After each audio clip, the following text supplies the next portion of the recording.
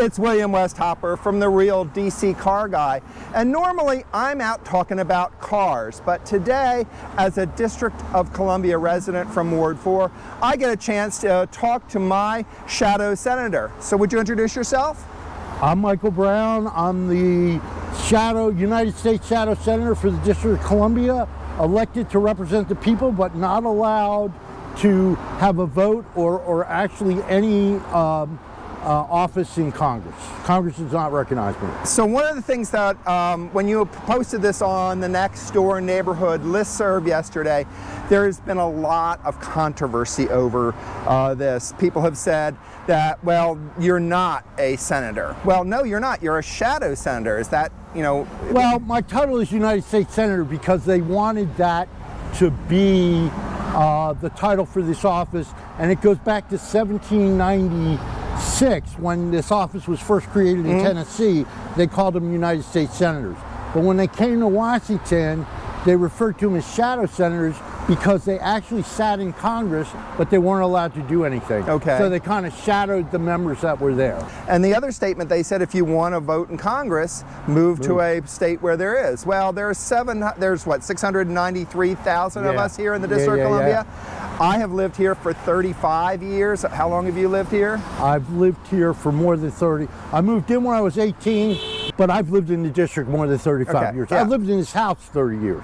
Yeah, so you know, there are lots of us out there that are residents of the District of Columbia. So talk to me about this sign. And this is not just a cardboard sign. This is like a real sign. Yeah, it's made out of the same reflective material that stop signs are made out of. Yes. And the reason we've done it is exactly what you said, what you just said about people saying if you don't like it, move. Because Republicans for years have said to me, well, you know what you were getting into when you moved into the District of Columbia. No, I didn't. You know, who says I found a lovely house on Albemarle Street, but let me first check my representation to see if I should move there.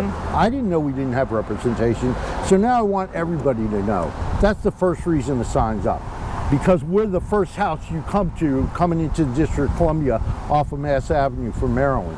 But it's also up because the first senator for the District of Columbia, the Reverend Jesse Jackson, said people in the District of Columbia will rise up when this is raised to the level of an insult.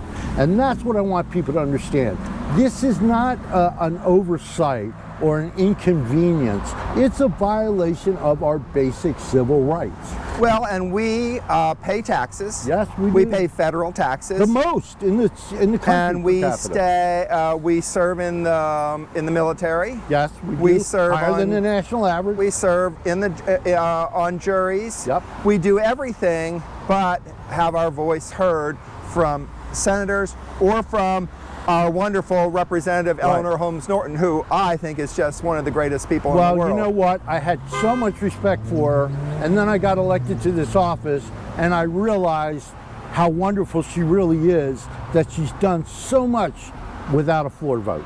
You know, she doesn't have a vote on the floor, but still, she's one of the most effective members of the House of Representatives. And I want to shout out to our mayor, Muriel as well, who was my council person for a number of years, and I'm a big supporter of her as mayor. And a lot of people have been upset with both Mayor Bowser, and with Eleanor Holmes Norton for being women in positions of power. And here we are in 2021. There are women in positions of power. Women have always made things happen. Right, they really have. And you know, that's the first rule of politics.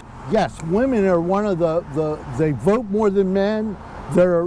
They make up more of the population than men. So yes, they may make a real difference. You know, that's another thing.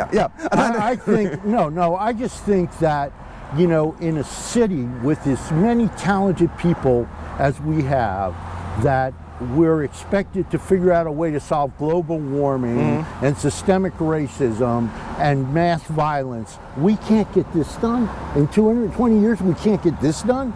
We should be embarrassed. Well, that's part of this, is to embarrass people and say, look, we're the nation's capital.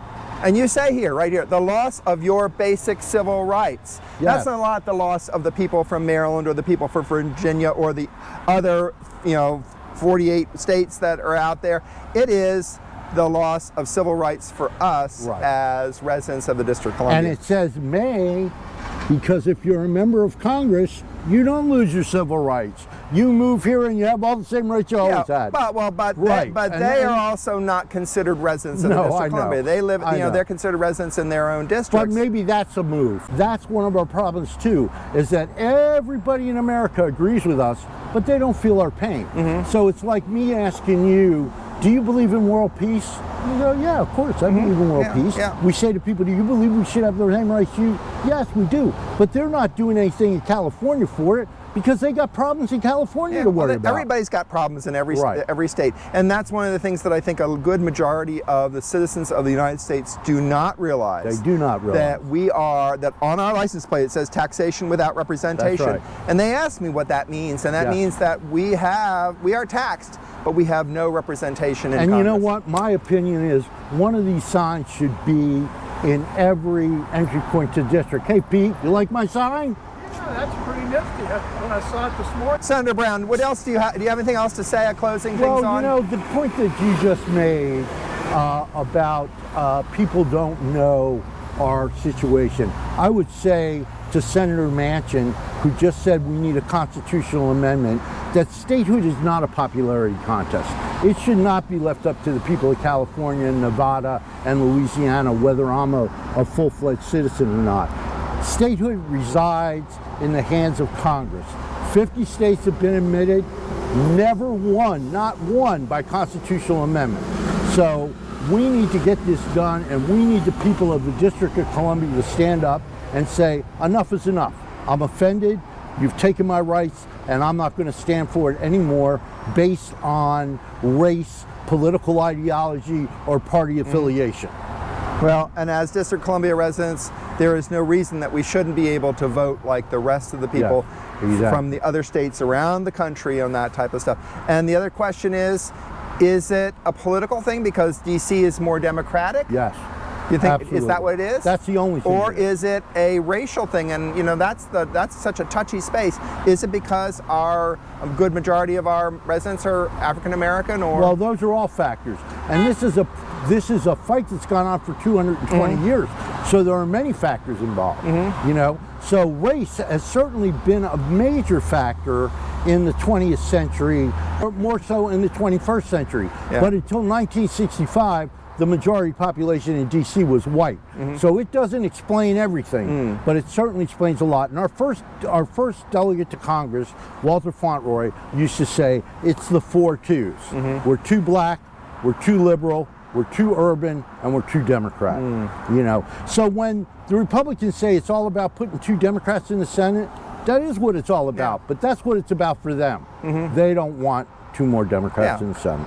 And we could be Republican. It could very easily, if we've changed from a majority white community to a more black community, we certainly could change from a majority Democratic community to a more Republican community. And you know what? That's the old canard.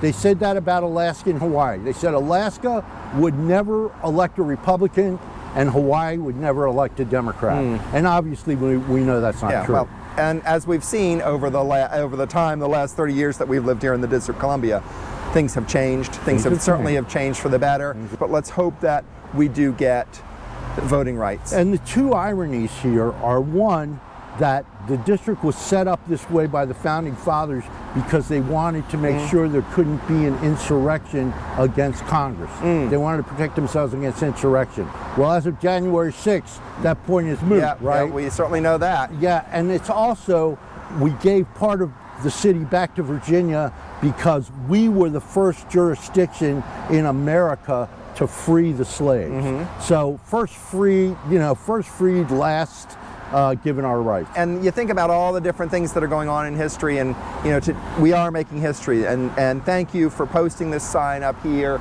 and for people to see it, and hopefully that it's that step forward that we need. So thank you. All right. And thank you for taking the time to do this, because that's why we did this. One of my mentors was John Lewis, and that's what he always said: make good trouble. And so that's what we're trying to do: make good trouble. Make good trouble, and this is not trouble. This is just darn right good. So, I hope. So thank you, Senator. I appreciate your coming out, and all of you for watching this episode of the Real DC Car Guy. Thanks.